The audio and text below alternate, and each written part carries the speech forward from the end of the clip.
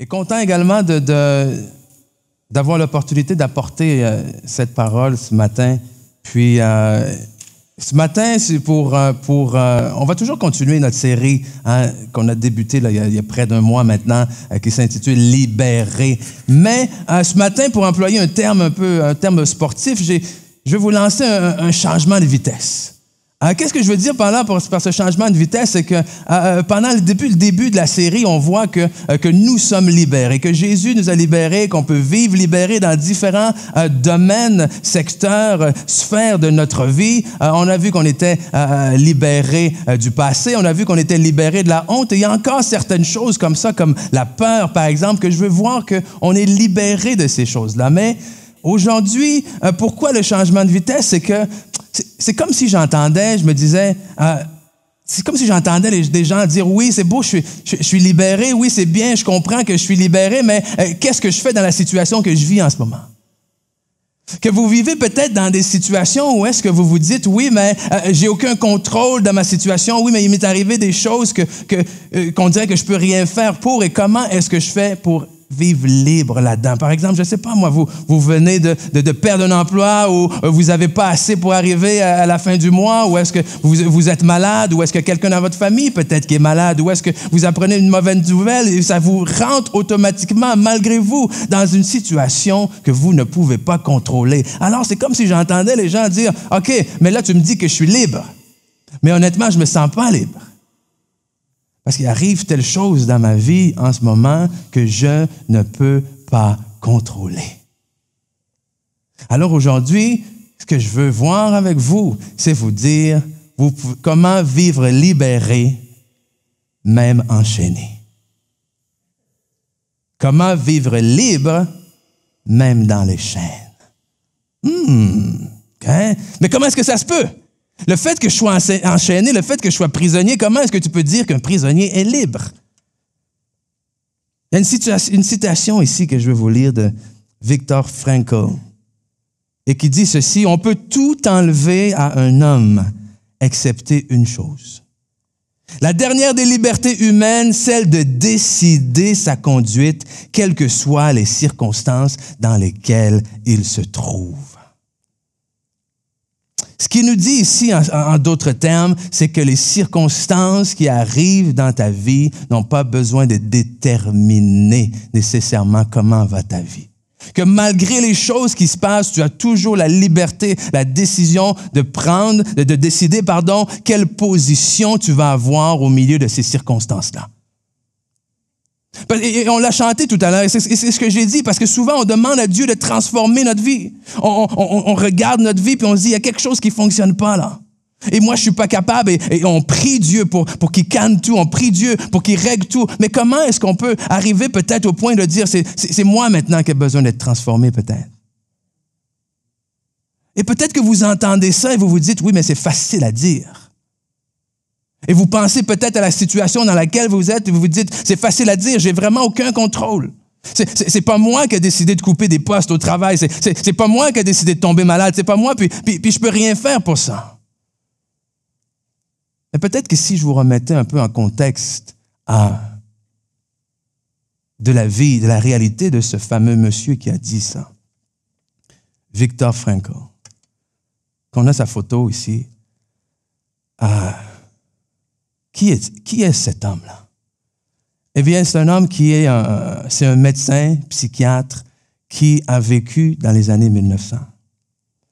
Et en 1942, Monsieur Frankl, lui, il est juif, il habitait en Autriche. Donc, qu'est-ce qui se passait en 1942 pour les Juifs en Autriche? Ça n'allait pas très bien. Donc, en 1942, il se trouve jeté dans un camp de concentration.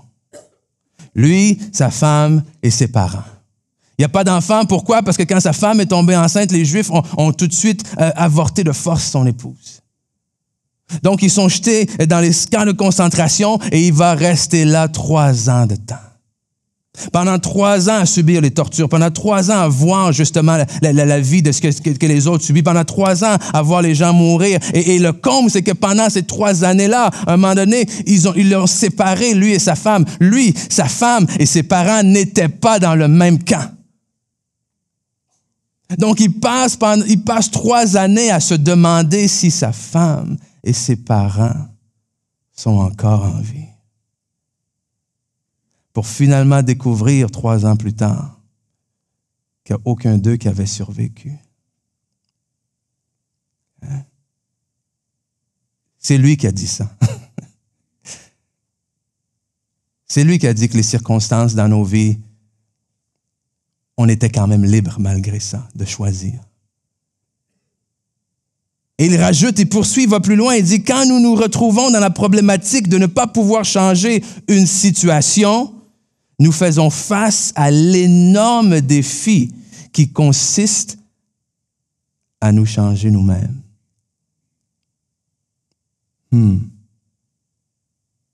Et c'est ce que je vais vous dire aujourd'hui. Je ne sais pas quelle est votre situation. Je ne sais pas quelle est votre prison. Je ne sais pas si c'est votre faute, je ne sais pas si c'est une décision que vous avez prise, je ne sais pas si c'est quelqu'un qui vous a imposé ça, je ne sais pas ce qui est tombé sur vous. Mais ce qu'un homme ici qui a passé 3 ans en camp de concentration nous passe comme message, c'est que malgré tout, même dans les chaînes, même en prison, on peut encore choisir. Et même dans les chaînes, nous sommes encore libres.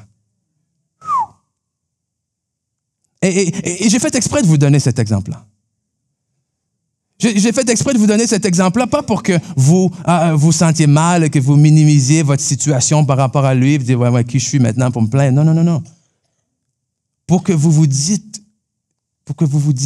au contraire, que si cet homme-là a été capable de passer à travers ça, alors moi aussi, par la grâce de Dieu, je vais être capable de passer par-dessus n'importe quelle situation qui arrive dans ma vie et peu importe les chaînes, je peux continuer à vivre libre.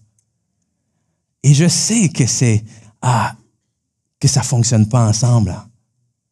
Tu vois quelqu'un dans les chaînes, tu penses pas libre. Mais on va voir non seulement avec l'aide de l'exemple de cet homme-là, mais avec l'aide d'un personnage biblique aussi qui, malgré lui, avait beaucoup l'habitude des prisons. Avait l'habitude d'être emprisonné, avait l'habitude d'être enchaîné. Je parle ici de qui? Je parle ici de l'apôtre Paul. Qui, dès sa conversion, dès qu'il a rencontré Jésus sur la route de Damas, il n'a pas demandé la permission à personne. Écoute, il n'a pas attendu personne. Go! Il a rencontré Jésus, il a dit, go, moi je commence et ma vie va être dédiée à lui. Mais ce zèle et cette fougue et cette passion pour Christ lui a pas seulement amené des alliés, beaucoup d'ennemis. Des ennemis de son peuple, la Bible nous dit, des ennemis même des peuples étrangers, les toujours en péril, souvent en prison. Et ironiquement, il écrit l'épître qu'on appelle l'épître de la joie. Il l'écrit alors qu'il est en prison. Alors qu'il est captif à Rome, il écrit une lettre à l'église de Philippe pour les encourager à rester dans la joie parce qu'ils savaient qu'ils vivaient plusieurs tribulations à cause de leur foi, justement. Et combien de fois, parce que le thème clair de cette épître-là, c'est la joie. Donc, la question naturelle, c'est comment est-ce qu'un prisonnier, injustement, qui, au fond de lui, sait très bien qu'il y a des fortes chances que ma vie se termine ici, là. Au lieu d'attendre les encouragements qui viennent des autres, c'est lui qui prend sur lui de dire « Hey, j'ai entendu parler de ce qui vous arrivait, laissez-moi vous encourager. Restez dans la joie. Réjouissez-vous, je vous le répète, réjouissez-vous. » Paul avait compris que même prisonnier, il pouvait vivre libre.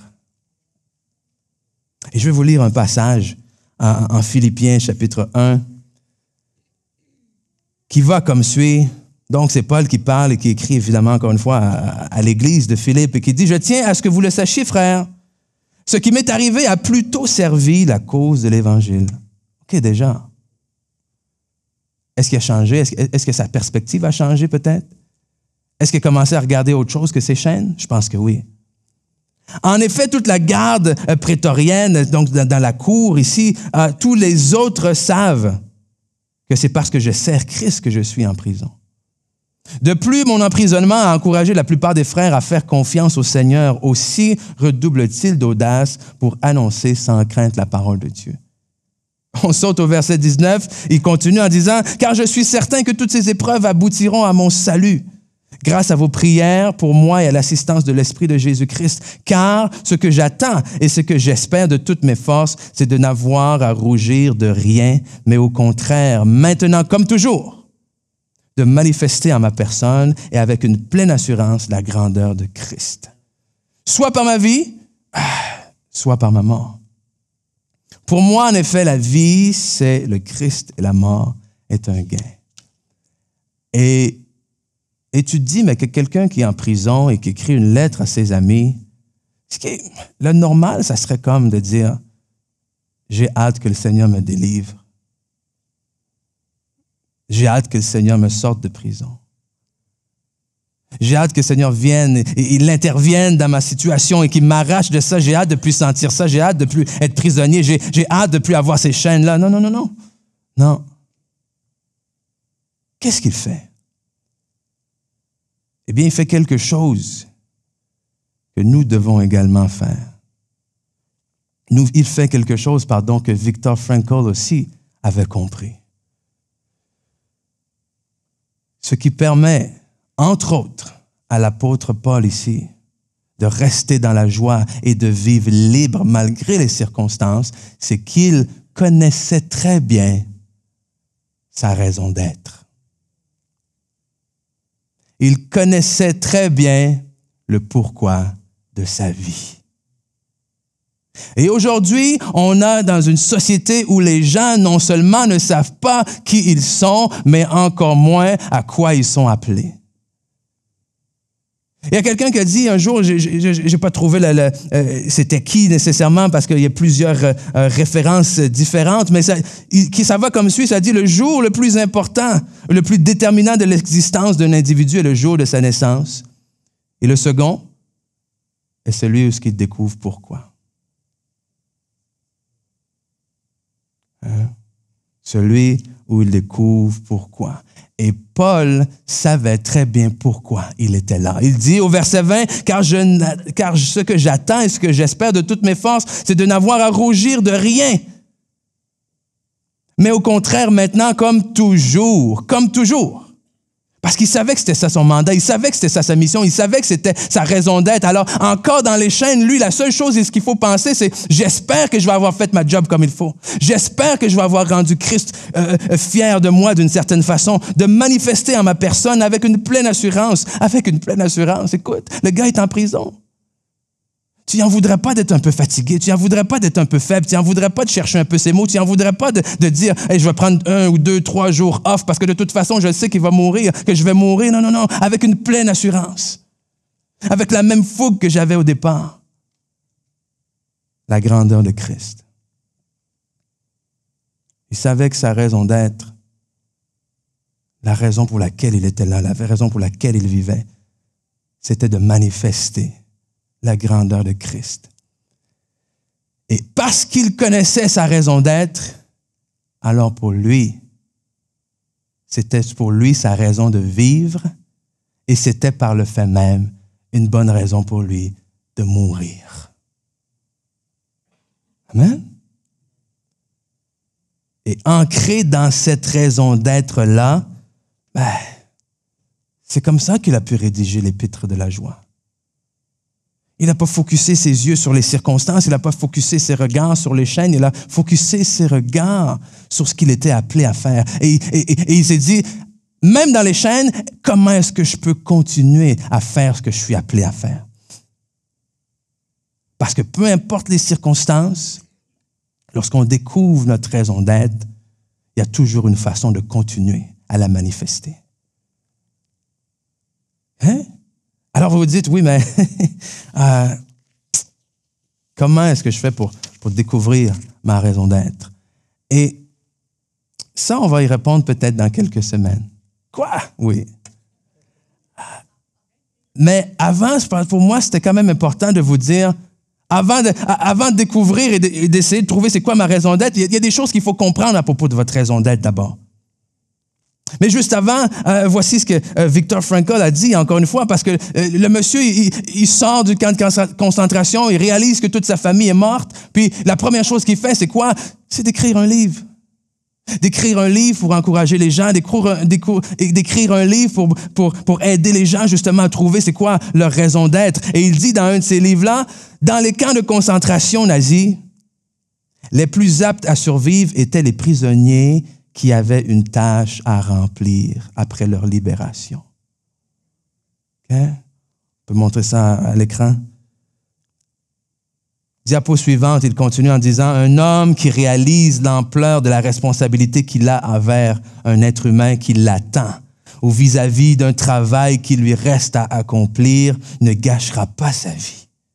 Il connaît le pourquoi de cette vie et pourra donc supporter tous les comment auxquels il sera soumis. » Vous êtes déjà posé cette question, comment? Oui, mais Seigneur, comment? Oui, mais Seigneur, où? Oui, mais Seigneur, quand? Oui, mais Seigneur, combien de temps? Ça va prendre. Quand tu connais ton pourquoi, tu continues, peu importe. On n'a pas dit que c'était plus facile, là. On n'a pas dit que parce que tu connais ton pourquoi, tu vas marcher sur des nuages et la vie va être belle, là. Non. Parce que tu connais ton pourquoi, tu vas connaître pourquoi tu endures tout ça, justement. Parce que tout le monde, on fait face à des défis. Tout le monde, on va faire face à des épreuves. Mais la différence entre ceux qui abandonnent et ceux qui vont persévérer et traverser malgré l'épreuve, c'est ceux qui ont compris le pourquoi. Ceux qui savent pourquoi il faut absolument que je me rende de l'autre côté de l'épreuve. Pourquoi est-ce qu'il faut absolument que je baisse pas les bras? Pourquoi est-ce qu'il faut absolument que je continue? Et parce que je le sais, mais peu importe le comment qui vient devant moi, je vais y faire face. Peu importe le quand, je vais l'endurer. Peu importe le où, je vais y aller. Parce que je sais pourquoi. Et il y a toute une génération qui ne savent pas pourquoi ils sont là. Et si tu ne sais pas pourquoi tu es là, qu'est-ce que tu vas faire? Qui aime souffrir ici? Étonné, aucune main est élevée. Il n'y a personne qui va endurer la souffrance pour rien. Donc, si tu ne sais pas pourquoi tu es là, si tu ne sais pas où est-ce que tu vas, à la moindre adversité, tu rebrousses chemin. À la moindre difficulté, tu baisses les bras. Et tout ce qui te reste à faire, c'est de rester assis chez toi et de dire à tout le monde comment est-ce que tu aurais pu réaliser ça si ton père ou ta mère n'avait pas fait ci, si telle personne t'aurait pas fait ça, si telle situation ne serait pas arrivée dans ta vie, si tel obstacle, oui, mais, c'est ça, c'est les oui, mais qui arrivent. Mais la raison d'être, votre raison d'être, il n'y a personne qui peut vous l'enlever. Personne ne peut vous l'enlever. Parce que voici 3 choses que je veux laisser avec vous aujourd'hui, avant de voir dans quelques semaines comment trouver cette raison d'être-là. 3 choses que vous devez comprendre à propos de la raison d'être. Et premièrement, la première de ces choses-là, c'est que votre raison d'être, elle est bien plus grande que vous. Hein? Elle est plus grande que vous-même, là. Lorsque tu découvres ta raison d'être, il y a toujours une espèce de notion d'impossibilité. Une notion de c'est beaucoup plus grand que moi, une notion de comment est-ce que je vais y arriver. Et c'est là où est-ce qu'encore une fois, quand on est confronté à ça, on se limite.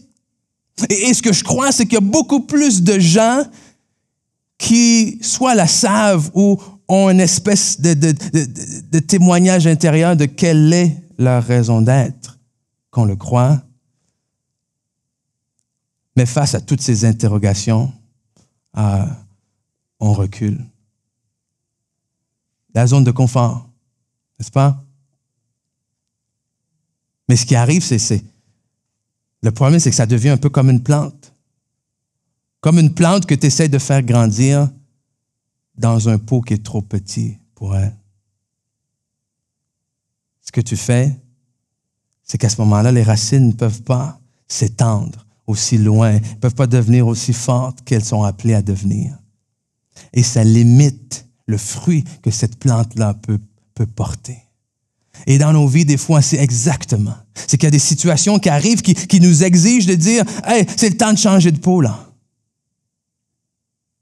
Mais on regarde ça, puis on se dit « Oui, mais comment est-ce que je vais faire ça? » Et parce qu'on a peur de changer de peau, et parce qu'il y a un temps où est-ce que, écoute, c'est automatiquement, je pars d'un pot, je suis pas rendu dans l'autre. Il y a comme un gap, il y a comme un moment où est-ce que je suis un peu dans le vide, entre guillemets, et c'est ce moment-là qu'on craint. Et parce qu'on craint ce moment-là, et parce qu'on craint ce qui va se passer après, mais on décide de rester dans le pot qui est plus petit et se contenter des fruits qui sont portés là. Mais cette peur-là, entre guillemets, elle est normale d'une certaine façon. Pourquoi? Parce qu'encore une fois, votre raison d'être est beaucoup plus grande que vous. C'est quelque chose que vous n'êtes pas capable d'accomplir par vos propres capacités. J'ai entendu une fois, si vos rêves ne vous font pas peur, alors rêvez plus grand. Hein?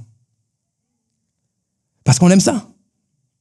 On aime ça tout contrôler. On aime ça pouvoir savoir c'est que ça va être quoi l'issue de telle chose. Je m'engage dans quelque chose que je vais savoir exactement ce qui va se passer. Et c'est là qu'il y a beaucoup de personnes aussi qui ont de la difficulté même à dire oui à Jésus puis à s'embarquer dans la foi concrètement parce qu'ils veulent avoir toutes les réponses avant de sauter. Mais vous n'aurez jamais toutes les réponses. Parce que la foi, c'est quoi? C'est une ferme assurance des choses qu'on ne voit pas. Une ferme assurance des choses qu'on ne voit pas.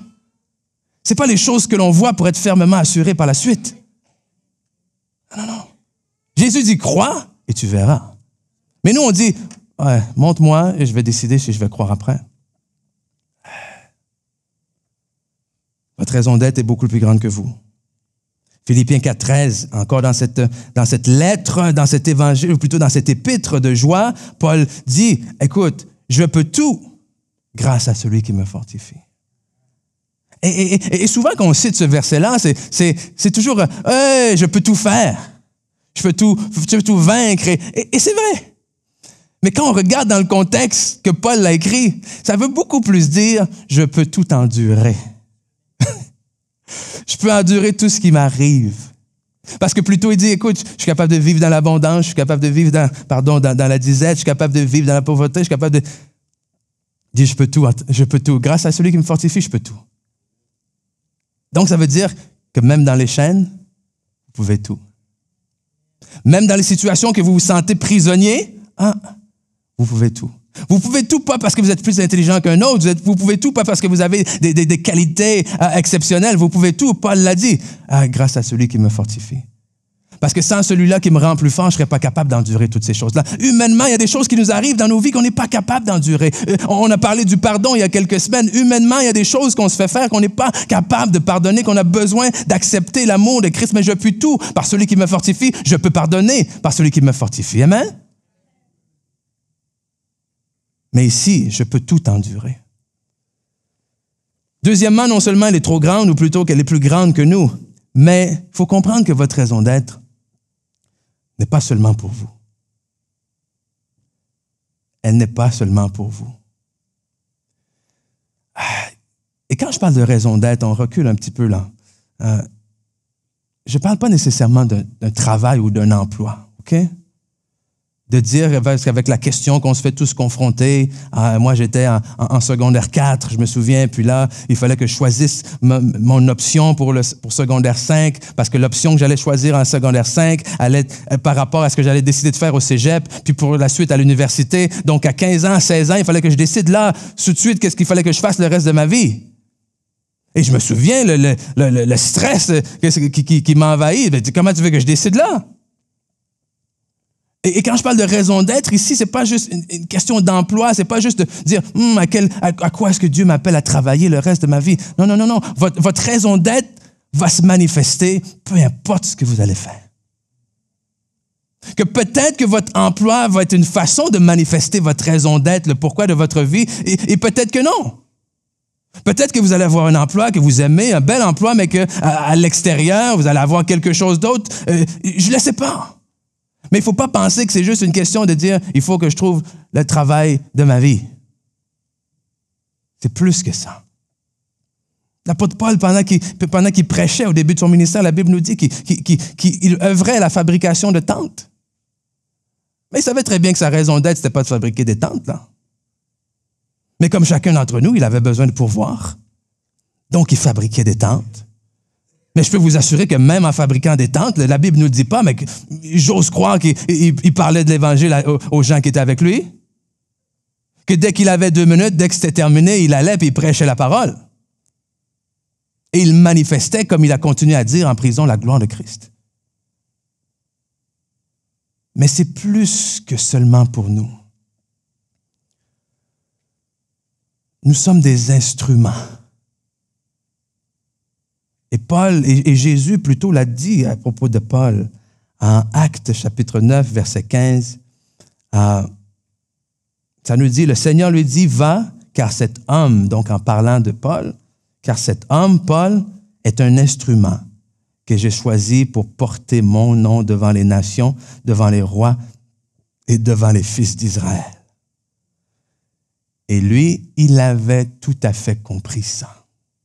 Et jusqu'à la fin, c'est exactement ce qu'il faisait. Et quand sa vie était en jeu, la dernière chose à laquelle il pense, c'est quoi? J'espère que j'ai accompli mon mandat comme il faut. Wow!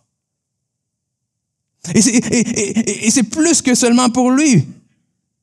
Pourquoi? Parce qu'un outil, un instrument, ça ne sert pas à lui-même. N'est-ce pas? Prenez n'importe quel outil, là, un marteau, une scie, ou peu importe. Le marteau ne sert pas au marteau, la scie ne sert pas à la scie, la cuillère ne sert pas à la cuillère, la chaise ne cherche pas... Bref, vous avez compris, là? Hein? Donc, si nous sommes des instruments, c'est qu'ultimement, notre raison d'être finale n'est pas pour nous-mêmes. On a chanté ce matin, on a chanté quoi? Lumière du monde. On a chanté Lumière du monde, oui, en parlant de Jésus, mais Jésus a dit quand même quelque chose que, avant de partir, il a dit, vous êtes la lumière du monde. Vous êtes la lumière du monde. Et il nous a exhorté à ne pas cacher notre lumière, de dire que à quoi ça sert d'être la lumière, d'avoir une lampe et de la cacher en dessous d'une table. Non, vous devez briller très haut. Et comme j'ai déjà dit souvent, la lumière n'a pas été inventée pour la lumière. Donc, ultimement, notre raison d'être, non seulement est plus grande que nous, mais pas seulement pour nous. Qu'on doit arrêter de vivre nos vies là, comme ça. De dire, Seigneur, qu'est-ce que tu as pour moi? Seigneur, bénis-moi. Seigneur, donne-moi plus. J'ai besoin de ci, j'ai tel problème. Fais ci pour moi. Je ne sais pas, c'est peut-être une révélation pour certains ce matin, mais vous n'êtes pas le nombril du monde. OK? Je vais vous laisser quelques secondes pour... non, ça ne tourne pas juste autour de vous. Hein? Il y a des choses que Dieu nous donne, qui nous donne pour nous, comme il a dit à Abraham, je te bénirai. Je vais te bénir, là. Abraham était riche. Mais à travers cette bénédiction, c'est pour que toi-même, tu sois une source de bénédiction pour les autres. Dieu l'a pas enrichi, Dieu l'a pas béni pour le simple fait pour seulement qu'Abraham s'assoie sur ses richesses et dit, voici, regardez-moi comme je suis riche, regardez-moi comme je suis un homme béni. Non. C'est pour qu'à travers lui, Dieu puisse bénir les autres également. Donc, ultimement, il faut arrêter de regarder à nous-mêmes, de regarder autour de nous, de dire, Seigneur, quelle est ma raison d'être? Seigneur, pourquoi est-ce que tu m'as placé ici? Et comment est-ce que je peux aider à éclairer la vie des gens autour de moi? Parce que si on parle même en tant qu'Église, en tant qu'Église, nous sommes la lumière du monde. Nous sommes la lumière du monde et nous sommes appelés à éclairer dans les ténèbres. Nous sommes appelés à ce que les gens voient notre lumière, amen, et qu'ils soient attirés par cette lumière-là, et qu'alors qu'ils soient attirés par cette lumière, on leur présente l'amour de Christ qui est en nous. Mais si cette lumière, on la garde juste pour nous, pour être bénis pour nous, puis on pointe les doigts aux gens, puis on juge les gens, comment est-ce que les gens vont être attirés à Christ? Ça va être très difficile. Donc, il connaît sa raison d'être, il connaît que ça va plus loin que lui. Et même là, en prison, il est capable de dire, écoute, mes chaînes, premièrement, il y en a qui ont été encouragés par mes chaînes. Wow. Il dit, OK, je suis prisonnier. Mais premièrement, je suis en prison, donc tout le monde maintenant sait pourquoi je suis en prison. Donc l'Évangile est prêché à travers mes chaînes. Et que certains des frères qui avaient honte et qui étaient gênés de parler de Christ, maintenant qui voient mes chaînes, ça les a encouragés au contraire. Et on l'a pas mis dans ce verset-là, mais plus loin, il dit, Paul dit que, écoute, je sais pas quoi choisir là. Il parle que sa vie, et c'est pour Christ et la mort est un gain. Il dit, pour moi, wow, j'aimerais bien mieux être avec Christ en ce moment-là. J'aimerais bien mieux retourner avec le Seigneur parce que je le sais que c'est ce qui est mieux. Mais qu'est-ce qu'il dit après? Mais pour vous, je sais qu'il est préférable pour vous que je reste encore ici. Le gars est en prison. Il sait même pas s'il va se faire exécuter, mais il dit, en ce moment, je devrais juste dire merci Seigneur, j'ai accompli ton mandat, viens me chercher parce que, à côté de toi, ça va être génial. Puis si tu me demandes vraiment de choisir, je vais choisir d'être avec toi, mais je connais ma raison d'être et je sais que j'ai encore quelque chose à faire pour vous. Donc, pour vous, je décide de rester encore ici.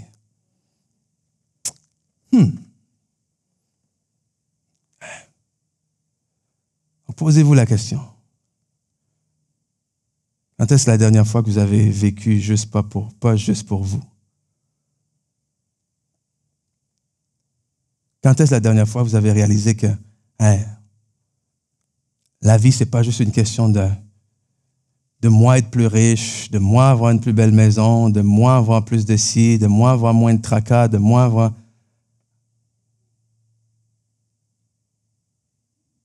Mais qu'il y avait peut-être quelqu'un d'autre qui avait besoin de ce que j'ai. Parce que quand on regarde ce qu'on a, souvent, on pense que ce qu'on a, c'est peu. Parce qu'on est toujours en quête de plus. On semble toujours être en quête de plus, comme si ce qu'on avait, c'était peu. Mais même si vous avez cette mentalité-là, disez-vous que le peu que vous avez, c'est peut-être beaucoup pour quelqu'un d'autre. Donc, est-ce que vous allez vivre votre vie à essayer d'en avoir toujours plus, ou vous allez prendre et utiliser le peu que vous semblez que Dieu vous a donné et bénir quelqu'un d'autre avec? Puis je ne parle pas ici juste de biens matériels, de biens monétaires, on s'entend là.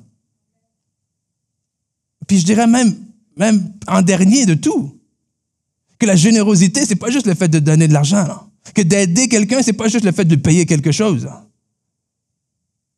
Et que quand Christ nous demande d'éclairer, c'est d'éclairer comment? D'éclairer comme lui nous a éclairé, d'éclairer avec l'amour, d'éclairer avec le pardon, d'éclairer avec l'écoute, d'éclairer avec écoute, je vais t'accompagner, d'éclairer avec... tu as une passe difficile dans ta vie, honnêtement, je ne sais pas trop comment, j'ai pas les réponses, mais viens, je ne vais pas te laisser traverser ça tout seul. C'est ça, éclairer. Parce que ça serait se mentir à nous-mêmes de croire que... tu sais, des fois, on pense que parce qu'on va à l'église, parce qu'on est chrétien, on ne fait pas face aux mêmes choses que les autres. Qu'on ne fait jamais face aux mêmes épreuves, qu'il n'y a jamais même des problèmes qui peuvent arriver. Non. Mais notre perspective doit être différente. La manière dont on aborde ces choses-là doit être différente. C'est là où est-ce qu'on ne doit pas... comme tout le monde, commencer à paniquer, à crier, à demander au Seigneur de venir nous sauver, nous délivrer et tout ça, mais plutôt, viens me transformer. Viens me transformer. Et troisième chose, non seulement elle est plus grande que vous, elle n'est pas seulement pour vous, mais elle continuera d'être bien après vous. En d'autres termes, votre raison d'être ne s'arrête pas avec vous.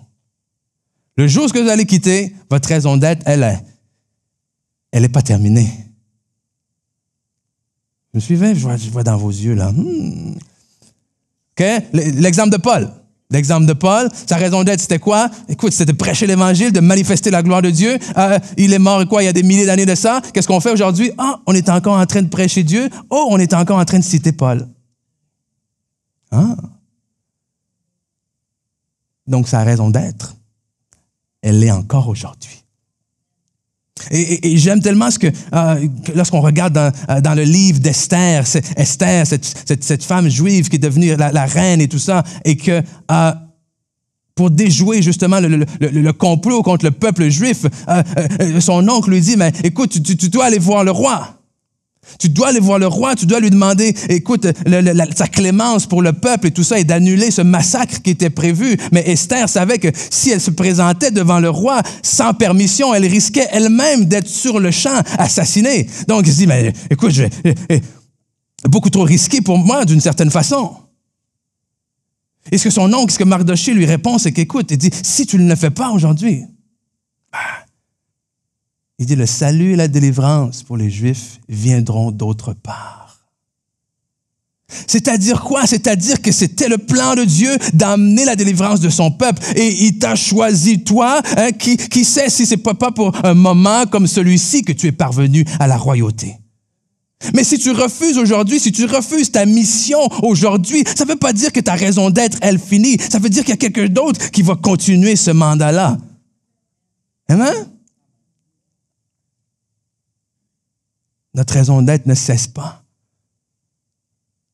avec nous. C'est comme j'ai dit dernièrement quand j'ai parlé à un déjeuner pour les 50 ans et plus, puis on parlait d'héritage. Et ce que j'ai dit, c'est que tu sais, dans la vie, on cherche souvent, on entend ça, on cherche à laisser notre marque dans la vie.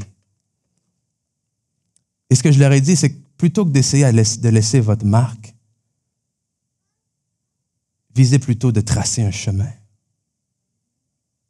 Parce que si je laisse une marque dans ma vie, ben les gens vont pouvoir l'observer, la regarder, l'admirer, y aspirer. Mais si je trace un chemin, les gens vont pouvoir suivre ce chemin et ultimement pouvoir tracer leur propre chemin, dans lequel quelqu'un d'autre va pouvoir marcher et tracer son propre chemin, et ainsi de suite. Donc, plutôt que d'essayer de laisser une marque, essayez plutôt de tracer un chemin. Parce qu'on vit notre vie des fois comme si ça se terminait avec nous. Non seulement comme si on était le nombril du monde, mais quand on a fini, c'est fini. Puis il y a ce stress-là d'en faire assez avant de mourir, avant de quitter. Puis, oh Seigneur, j'espère que je n'ai pas gâché ma vie. Mais il y a plus après nous. On a une consécration de bébé ce matin. C'est, en tant que parents, on a ce désir-là de léguer quelque chose à nos enfants. Est-ce que je veux que ce que j'apprends à mes enfants leur serve juste maintenant, ou est-ce que je veux que ça continue le reste de leur vie et que ça continue à rester avec eux, les valeurs que je vais avoir semées en eux? Est-ce que je veux que ça reste juste maintenant, ou je veux que ça continue bien après que moi, je sois parti? Est-ce que je veux que eux, comme Dieu a dit à Abraham, tu vas les inculquer à tes enfants, à leurs enfants, qui vont le dire à leurs enfants, à leurs enfants, à leurs enfants? C'était le but de Dieu avec la loi. Le but de Dieu avec la loi, c'est qu'il soit enseigné de père en père, en fils, de génération en génération. Pour que ça dure bien plus longtemps que nous. Donc, notre raison d'être, elle est plus grande que nous. C'est quelque chose que vous n'arriverez pas à faire par vous-même. Elle n'est pas seulement pour vous, c'est quelque chose qui est appelé à bénir les autres aussi autour de vous. Et elle ne s'arrête pas avec vous. Elle ne s'arrête pas avec vous. Vous avez la responsabilité, comme Esther, de dire, écoute, peut-être est-ce pour un temps comme celui-ci que je suis parvenu à la royauté. Peut-être que est-ce pour un temps comme celui-ci que je suis dans ce travail-là, à cette entreprise-là. Peut-être que c'est pour un temps comme celui-ci que je passe à travers telle épreuve. Peut-être que c'est pour un temps comme celui-ci. Mais ça, on n'est pas capable de le voir si tout ce qu'on regarde, c'est nos chaînes. Si tout ce qu'on est capable de voir, c'est les chaînes, si tout ce que vous êtes capable de voir, c'est vos circonstances, si tout ce que vous êtes capable de voir, c'est la roue qui ne tourne pas comme vous vouliez, là. Si tout ce que vous êtes capable de voir, c'est les mauvaises choses qui se passent dans votre vie, si tout ce que vous êtes capable de voir, c'est les mauvaises nouvelles, si tout ce que vous êtes capable de voir, vous allez passer à côté de votre raison d'être. Parce que la vraie raison d'être, votre vrai pourquoi, va vous aider à endurer n'importe quel comment. Amen. Je vais inviter l'équipe de louange à revenir en avant, s'il vous plaît. Donc, déjà, pensez à ça. Je vous laisse déjà ça pour réfléchir. Parce que vous savez bien, écoute, On n'aurait pas pu regarder ce matin de dire, allez jusqu'à, oui, mais comment est-ce que je vais la trouver, cette raison d'être-là? Je vous laissais quelques semaines à mijoter, à méditer là-dessus. Mais déjà, comment? C'est d'aller devant le Seigneur. Amen. Déjà là, je peux vous dire ça, c'est d'aller devant le Seigneur. Parce que si tu veux trouver la raison d'être de quelque chose, tu fais quoi? Tu vas voir celui qui l'a fabriqué. Tu vas voir celui qui l'a conçu. Si j'ai un problème avec mon téléphone, je n'irai pas au garage. Si j'ai un problème avec mon ordinateur, je n'irai pas chez le dentiste. On se comprend. Et ça paraît tellement simple et ridicule et évident, mais tu me prends pour qui pour me donner un exemple comme ça? Mais combien de fois on fait ça dans nos vies? Combien de fois on a des problèmes spirituels et on va chercher des solutions charnelles? Des solutions qui n'ont aucune connexion avec l'Esprit de Dieu, avec ce qui est en nous. Et déjà là, je vous en dis trop, là. J'ai à suivre. De trouver votre raison d'être. Et c'est ça, c'était difficile ce matin de dire jusqu'où je vais, jusqu'où est-ce que je m'arrête et tout. Mais ça fait tellement longtemps que j'ai ça dans mon cœur de vous parler de ça, de parler de cette raison d'être-là, de dire, OK, même en tant qu'Église, pourquoi est-ce qu'on vient ici le dimanche matin? Pourquoi est-ce que vous allez à l'Église le dimanche? Parce que c'est ce que vos parents ont toujours fait? Parce qu'on vous a dit que les bons chrétiens, tout bon chrétien va aller à l'Église? Parce que sinon, vous allez vous sentir coupable si vous ne venez pas à l'Église? Parce que sinon, si vous ne venez pas à l'Église le dimanche, puis vous me croisez à l'épicerie, vous allez me dire toutes les 10 raisons pour lesquelles vous n'étiez pas là dimanche? Pourquoi est-ce que vous venez à l'Église le dimanche? Mais notre raison d'être, nous, à l'Église, c'est quoi? C'est de voir les vies transformées par l'amour de Jésus-Christ. Nous sommes là, nous existons, nous nous réunissons, nous nous levons, nous travaillons, nous bûchons pour voir les vies transformées par l'amour de Christ. Et quand je vois une consécration et quand je vois les gens qui vont se faire baptiser cet après-midi, je me dis, Amen, merci Seigneur, on continue d'aller dans la bonne direction. On veut voir les couples transformés. On veut voir les foyers transformés. On veut voir des gens qui se libèrent de leur chaîne et des gens qui, même si enchaînés, continuent à espérer, continuent à endurer. On ne se réunit pas juste pour bien faire. On ne se réunit pas juste pour se déculpabiliser. On ne se réunit pas juste pour dire, ah, c'est le fun, il y a du monde. Ah, c'est le fun, il y a du nouveau monde. Ah, c'est le fun, il y a beaucoup plus de monde. Non, non, non. On se réunit pourquoi? Parce qu'on veut voir des changements dans les vies. Quand même que la salle serait pleine, mais si vous retournez chez vous demain matin et que vous me dites que vous avez les mêmes problèmes jour après jour, après jour, après jour, à quoi ça sert d'être ici? À quoi ça sert? Si ce n'est pas jour après jour d'avancer, de grandir de plus en plus à l'image de Christ, on n'est pas parfait. Hein? Il n'y a personne qui est parfait ici. Mais par la miséricorde, par la grâce, par la bonté de Dieu, par la patience de Dieu, merci, on avance et on continue, puis on se dit non, je vais être meilleur demain que je le suis aujourd'hui. Puis pas parce que je vais tout faire, je vais faire des efforts, puis c'est moi qui vais réussir. Non, non, non, parce que de plus en plus, je vais m'humilier devant Dieu. De plus en plus, je vais arriver au point de dire, sans toi, je ne suis pas capable. Sans toi, j'y arrive pas. On veut voir les vies transformées par l'amour de Jésus. Parce que s'il y a quelqu'un qui connaissait sa raison d'être, ben, c'est Jésus. Il savait exactement pourquoi il est venu ici. Imaginez à l'âge de 12 ans, hein, ceux qui connaissent l'histoire. Ses parents le cherchent, ça fait 3 jours qu'ils l'ont perdu. Ils le retrouvent dans le temple en train d'écouter la parole et de parler avec les gens qui sont dans le temple. Et là, ses parents sont paniqués. Puis ils disent, oh, mais qu'est-ce que tu nous as fait? On te cherchait partout. Et à 12 ans, il répond à ses parents, il dit, hey, pourquoi vous me cherchez là? Ne saviez-vous pas que je dois accomplir l'œuvre de mon Père, la mission pour laquelle j'ai été envoyé? Qu'il est envoyé dans le désert, que le diable vient pour le tenter, que le diable vient pour essayer de lui donner un raccourci vers le chemin où il devait aller. Il dit, regarde tout ça, ça m'a été donné, puis si tu te prosternes devant moi, je vais te le donner. De toute façon, c'est pas vers là que tu t'en vas. C'est pas vers là que tu t'en vas pour reprendre l'autorité sur la terre. Ben, je te la donne, moi. Il dit, non, non, non, parce que je sais pourquoi je suis venu. Qu'un de ses disciples, après, Pierre, entend le fait que Jésus dit, ben, bientôt je vais aller à la croix, bientôt je vais mourir. Et Pierre, il dit, non, jamais, ça n'arrivera jamais. Et Jésus le chasse, il dit, non, arrière de moi, Satan. Tu ne vas pas m'empêcher de faire ce que je suis appelé à faire. Et qu'il est là dans le jardin, que la Bible nous dit qu'il est tellement dans l'angoisse qu'il y a du sang qui coule, qu'il sue des gouttes de sang. Mais encore là, il dit, mais écoute, je suis dans l'angoisse. Il sait très bien qu'un claquement de doigts, il y a des anges qui viennent le chercher. Il sait très bien qu'il fait juste dire, je suis plus capable. Et c'est fini pour lui. On vient le chercher, il retourne auprès du Père. Mais il dit, qu'est-ce que je ferais? Est-ce que je dirais, délivre-moi de cette heure? C'est pourtant pour cette heure que je suis venu. Il savait très bien pourquoi il était venu. Alors il a enduré n'importe quel comment. Et ce comment pour lui, c'était la mort à la croix.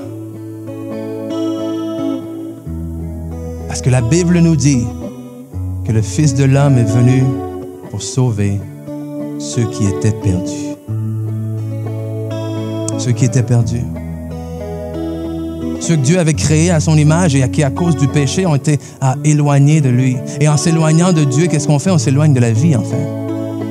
Parce que Dieu, c'est la vie. Donc, ceux qui sont perdus, c'est ceux qui ont perdu cette vie de Dieu-là en eux. Alors, lui, il est venu. Lui qui était égal à Dieu, lui s'est dépouillé, a enlevé son manteau divin, a dit, je vais m'identifier à un homme, je vais m'identifier à leur tristesse, je vais m'identifier à leur chaîne. Alors nous, on a l'image de Jésus qui est là, de Jésus qui est prisonnier, de Jésus qui est à la croix, mais en fait, il n'a jamais été aussi libre qu'à la croix parce qu'il a dit, écoute, il n'y a personne qui m'enlève ma vie, c'est moi-même qui la donne. Donc même sur la croix, même si on pense que c'est terminé pour lui, même si les gens lui disent, écoute, sauve-toi toi-même, il est là librement pour vous et moi. Et ce matin, c'est cet appel qu'il vous fait. Que si vous êtes ici ce matin et qu'on vous pose la question, wow, es-tu certain qu'à la fin de cette mission-là que tu vas avoir sur terre, qu'à la fin de ce temps-là, est-ce que tu es certain que tu vas passer l'éternité avec le Seigneur? Est-ce que c'est certain d'avoir cette vie-là de Dieu en toi? Est-ce que tu n'as aucune crainte, aucun questionnement, aucun doute de savoir, oui, moi, quand je vais quitter, je vais passer l'éternité avec le Seigneur? Et comment avoir cette assurance? La Bible nous dit que si tu crois dans ton cœur que Jésus est le Fils de Dieu, et si tu confesses de ta bouche que Jésus est le Fils de Dieu, et tu crois dans ton cœur que Dieu l'a ressuscité des morts, alors tu seras sauvé.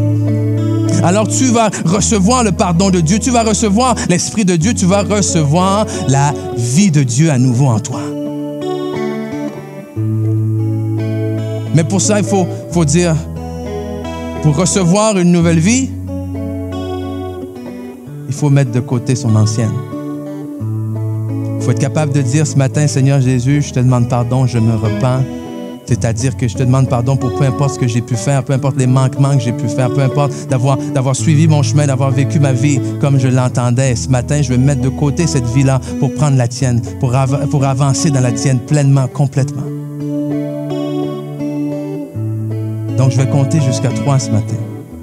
S'il y a des gens qui, pour la première fois, veulent donner leur vie au Seigneur Jésus, pour la première fois, veulent dire oui, pour la première fois, veulent faire cet engagement-là, ou s'il y a des gens qui sont ici, que vous l'avez déjà fait, cet engagement-là, mais pour une raison ou d'une autre, vous pensez que, ça serait important pour vous de réaffirmer cet engagement-là pour des choses qui sont arrivées dans vos vies, peu importe, on n'a pas besoin de le savoir, c'est entre vous et le Seigneur.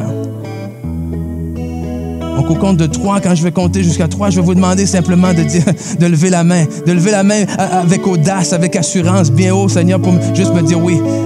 Oui, je veux donner ma vie au Seigneur. Oui, je veux vivre pour lui. Oui, j'ai pas besoin de tout voir pour comprendre, mais je veux recevoir cette vie-là en lui. Donc, est-ce qu'il y a quelqu'un ici ce matin? 1, 2, 3. Si c'est vous, juste levez la main. Juste levez la main. Amen. Alléluia. Amen, amen. J'ai des gens ici. Oh, gloire à Dieu. Oui, oh, man. Alléluia. Oui, à des mains. Amen. Oh, alléluia. Merci, Seigneur. Merci pour l'œuvre que tu fais dans les cœurs des gens en ce moment. Oh, merci que tu es fidèle. Merci que tu es bon, Seigneur Jésus. Et je vais faire quelque chose ce matin. Si vous avez levé la main ce matin, je vais vous inviter à venir avec moi et on va prier ensemble. Amen. J'aimerais que vous veniez prier avec moi ce matin devant. Amen. Est-ce qu'on peut, merci. Est-ce qu'on peut remercier le Seigneur pour ceux et celles qui viennent, ceux qui...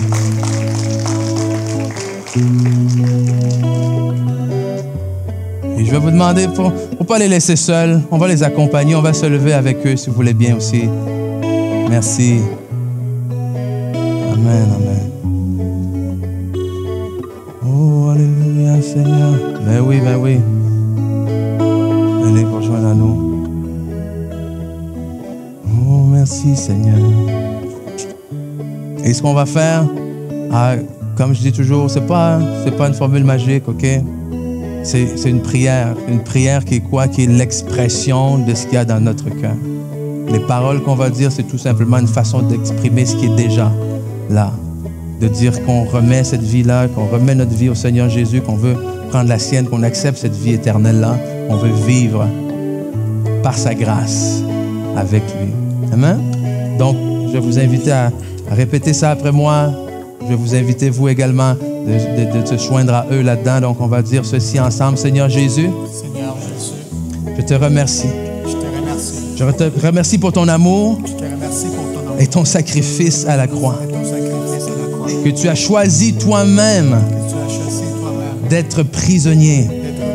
Que tu as décidé toi-même de donner ta vie afin que je puisse être libre, afin que je puisse recevoir la vie éternelle. Alors aujourd'hui, je la reçois. Je te demande pardon pour mes péchés, pardon pour mes manquements, et je reçois ton pardon. Je reçois ton amour et je te demande, par ta grâce, de m'aider à marcher dans tes voies. Dans le nom de Jésus. Amen. Amen. Félicitations. Félicitations. Amen. Amen. Pasteur Ginette ici, félicitations. Il y a un petit cadeau pour vous. Elle a un petit quelque chose pour vous. Donc juste, si vous voulez bien la suivre. Ça, c'est votre devoir, OK? Votre devoir, c'est de savoir pourquoi nous sommes ici. Pourquoi nous nous réunissons. Nous nous réunissons pour voir les vies transformées par l'amour de Jésus-Christ. Amen. Et ce qu'on vient de voir là, ça, c'est le début. C'est le début. On prie pour eux. Je prie pour vous également. Peu importe les situations, peu importe les chaînes que vous pouvez voir dans vos vies, ce matin, dans le nom de Jésus, je déclare la liberté. Amen. Donc, soyez grandement, abondamment bénis. Bonne semaine, tout le monde. Amen.